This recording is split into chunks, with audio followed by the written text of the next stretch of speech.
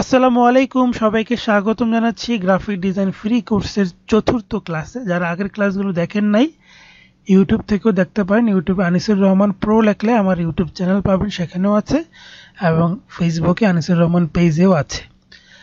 এবং আপনাদের কমেন্টসগুলো কিন্তু জানাবেন কেমন লাগছে, প্র্যাকটিস কেমন করছেন, তাহলে আমি নতুন নতুন ভিডিও দেওয়ার চেষ্টা করব। আজকে আমরা গুরুত্বপূর্ণ বিষয় শিখব, সেটা হচ্ছে অ্যালাইনমেন্ট, এবং সেই সাথে আমরা প্রথম আলো লোগোটাও আমরা দেখার চেষ্টা করব। সো অ্যালাইনমেন্ট খুবই গুরুত্বপূর্ণ একটা বিষয়, অর্থাৎ আমাদেরকে যে কোনো কাজের ক্ষেত্রে অ্যালাইনমেন্ট মেনটেন করতে হবে, অর্থাৎ লাইন লেন্থ মেনটেন করে কিন্তু কাজ করতে হবে। যেমন আপনি এদিক থেকে একটা রেক্ট্যাঙ্গেল বক্স নিয়েছেন, সাপোজ এরকম করে, ওকে। এবার এইখানে একটা কালার দিলাম, স্ট্রোক কালারটাকে আমি অফ করলাম। অ্যালাইনমেন্টের কনসেপ্টটা ভালো করে বোঝার চেষ্টা করবেন, শুধু আমি অ্যালাইনমেন্টটা ভালো করে বোঝানোর চেষ্টা করব যাতে করে ক্লিয়ার হয়ে যান। এদিক থেকে দেখেন আমি একটা ইলিপস টুল নিলাম, ঠিক আছে, নিয়ে আমি এদিক থেকে ইলিপসটা দিলাম এবং এদিক থেকে একটা অন্য কোনো যে কোনো কালার দিলাম এবং এটাকে এভাবে রাখলাম। এখন আমি চাচ্ছি এখানে আরেকটা সার্কেল তৈরি হোক, তাহলে সেক্ষেত্রে এই সার্কেলটাকে আমি কন্ট্রোল সি কন্ট্রোল এফ দিলে একই জায়গায় কপি পেস্ট হয়। শিফট হোল্ডার চেপে ছোট করে দিচ্ছি, ওকে। তাহলে এবার দুইটা সার্কেল কিন্তু হয়ে গেল, খেয়াল করে বোঝেন। এবার এই নিচের সার্কেলটা সিলেক্ট করে ফিল কালারটাকে অফ করে দেব, যেটা আমরা প্রথম ক্লাসগুলোতে শিখেছি। এবার স্ট্রোক কালারটা সাদা করে দেব, স্ট্রোকের বেলোটা একটু বাড়াই দেবো, এই দেখেন। তাহলে যেটা আমি চাচ্ছিলাম যে এরকম একটা শেপ তৈরি হোক, এটা মানে হাফ সার্কেল অনুযায়ী। এখন কথা হচ্ছে যে এটার এই সার্কেলের বাম পাশে আর ডান পাশে স্পেস কি সমান, সেটা কিন্তু আমরা জানি না। সাপোজ এরকম করে বলতে পারি সমান, বা এরকম করে বলতে পারি সমান, এরকম করে বলতে পারি সমান। তাহলে আমাদেরকে এখানে অ্যালাইনমেন্ট করতে হবে।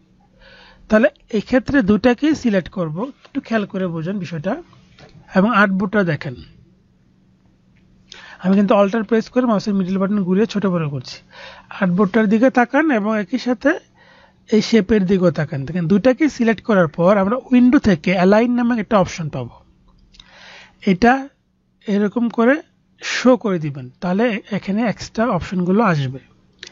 এবার অ্যালাইন টু, এখানে অ্যারোতে ক্লিক করলে বেশ কয়েকটা অপশন পাবেন, তার ভিতরে আমাদের align two selection, align two artboard, এই দুইটা অপশন আমাদের খুব দরকার। সো প্রথমত আমরা অ্যালাইন টু সিলেকশনটা ভালো করে বুঝি। দেখেন অ্যালাইন টু সিলেকশন দিলাম, ওকে। এবার এই দুইটাকে সিলেক্ট করে এই দেখেন এখানে অ্যালাইনমেন্ট আছে, অথবা উইন্ডো থেকে অ্যালাইন গেলে আবার এইখানেও পাবেন, এই যে এইখানেও আছে। এই লেফটে দিলে কিন্তু লেফটের দিকে চলে যাবে, কিন্তু আমি লেফটেতে দেব না, আমি কন্ট্রোল জারিতে আমি এই মিডলে দেব, মানে আমি লেফট রাইটের মাঝখানে চাচ্ছি, তাহলে এখানে দেব। দেখেন এবার কিন্তু এই রেক্ট্যাঙ্গেল বক্সের মাঝ বরাবর কিন্তু এই সার্কেলটা চলে আসছে। এখানে দেখেন আরেকটা আছে ভার্টিক্যাল, এটা হচ্ছে টপ, এটা হচ্ছে বটম, আর এটা হচ্ছে টপ বটমের মাঝখানে, এই দেখেন।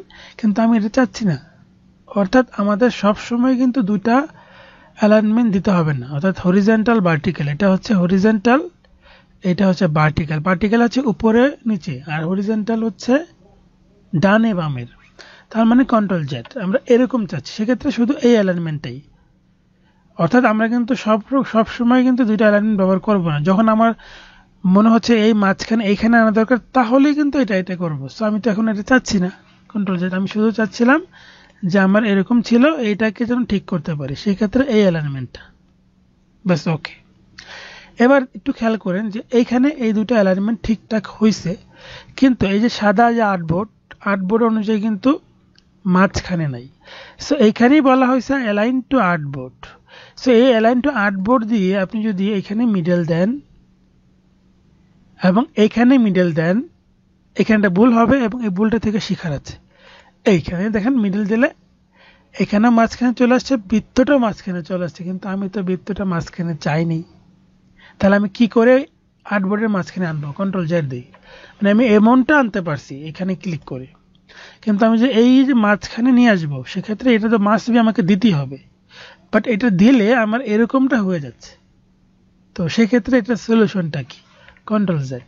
সেই ক্ষেত্রে যেটা করব, আমি তো এমনটাই চাচ্ছি তাই না, সেই জন্য এই জিনিসটাকে আমরা গ্রুপ করে ফেলবো, তাহলে এই দুটো একত্র হয়ে যাবে। এখন যেমন আলাদা আলাদা আছে, এই দুইটাকে সিলেক্ট করে যখন কন্ট্রোল জি অথবা রাইট ক্লিক করে গ্রুপ করব, তখন আমি যদি এই মিডলে দেই, তখন আমি যেমনটা চাচ্ছি ওমনটাই থাকবে এবং মাঝখানে আসবে।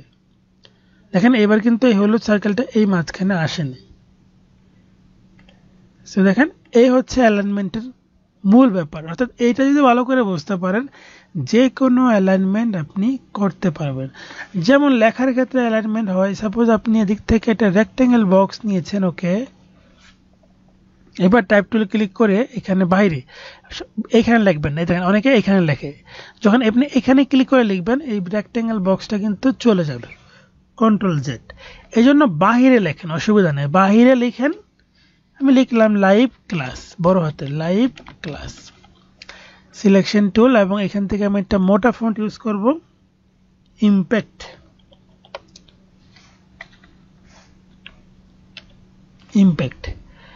এবং এটাকে একটু শিফট অল্টার চেপে বড় করব। কখনো কিন্তু আমরা একদিকে টেনে বড় করব না, এরকম চ্যাপটা করব না, আমি কিন্তু বারবার সেটা প্রথম ক্লাসগুলো থেকে বলে আসছি, এটা কিন্তু খুবই ইম্পর্টেন্ট।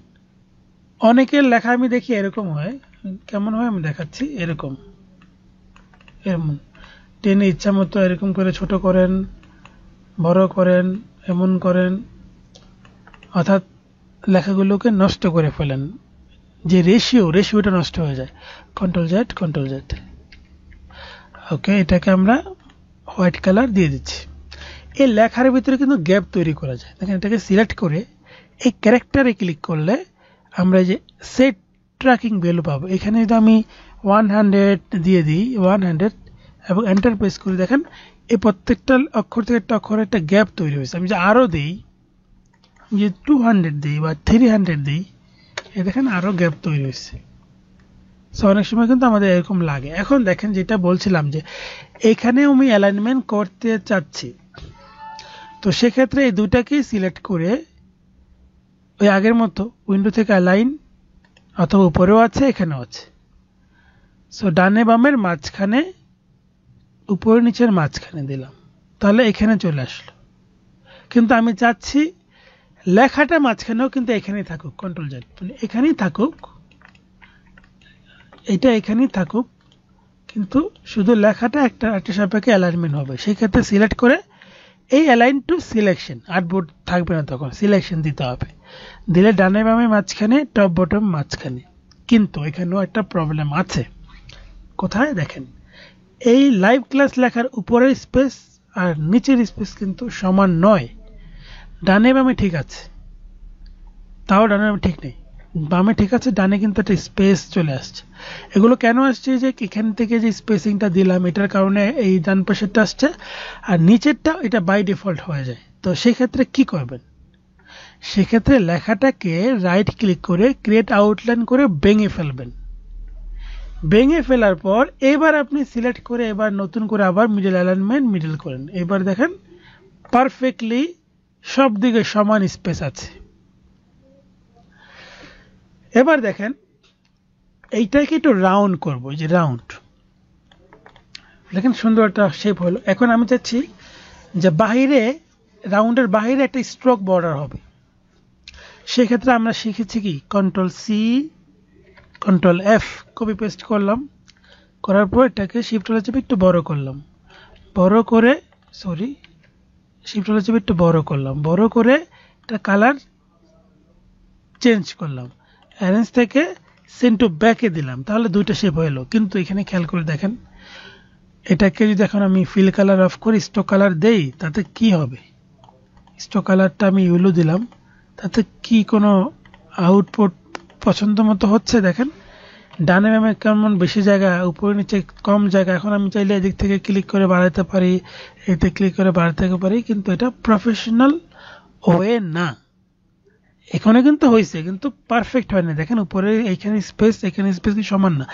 আপনাকে যখন কাজ করবেন, আপনাকে পারফেক্টলি করতে হবে, কারণ ক্লায়েন্টের কাজ এই অ্যালাইনমেন্ট এগুলো খুব গুরুত্বপূর্ণ। আপনি যেমন তেমন করে দিলে হবে না, কাজ সিম্পল হোক, কিন্তু এই যে রুলসগুলো এগুলো খুব পরিপোক্ত হতে হবে। তো এখানে দেখেন এই সমস্যাটা হচ্ছে এটাকে ডিলিট করতে। এখানে কি করতে পারি, এটাকে সিলেক্ট করব, আমরা প্রফেশনালি করার জন্য অবজেক্টে যাব, পাথে যাব, অফসেট পাথ করব, প্রিভিউ অন করব। এই দেখেন অফসেট কি বেশি বাইরে বাইরে করবেন নাকি কমাবেন, বাইরে করলে এখানে +10 পিক্সেল বা 2 পিক্সেল 5 পিক্সেল যেটা দেন, অথবা মাইনাস দেন, তাহলে ভিতরের দিকে চলে আসবে। এখন আমি বাইরে দেবো, ধরেন বাইরে দিলাম, আমি এতটুকু দূরে রাখবো 5 পিক্সেল। ওকে, এবার এই বাইরের শেপটাকে ফিল কালারটা অফ করে দিচ্ছি, এবার স্টোক কালারটা অন করে দিই। দেখেন এবার চারিদিকে সমান জায়গা, আমাদের কিছু করতে হলো না, আমাদেরকে কিছুই করতে হলো না। অর্থাৎ আমরা যদি এই অ্যালাইনমেন্টের বিষয়টা বুঝতে পারি, আর এই যে এরকম করে প্রপার ওয়েতে একটা বর্ডার দেওয়া, যেটা নর্মালি কপি পেস্ট করে দিলে হচ্ছে না, বৃত্তের ক্ষেত্রে হয়, কিন্তু এই ধরনের রাউন্ড রেক্টেঙ্গেল বক্স এর ক্ষেত্রে বা রেক্টেঙ্গেল বক্সের ক্ষেত্রে এই সিস্টেমগুলো কাজ করে না। সেই ক্ষেত্রে আমরা এই পাথ সিস্টেমটাকে ব্যবহার করব প্রফেশনাল ওয়েতে। তো আপনারা আসলে কেমন শিখছেন, কমেন্টস করে আপনাদের মন্তব্যগুলো জানাবেন, ভিডিওটি শেয়ার করবেন, পরবর্তী দেখার জন্য আপনার টাইমলাইনে রেখে দিতে পারেন। ধন্যবাদ সবাইকে, আসসালামু আলাইকুম, আল্লাহ হাফিজ।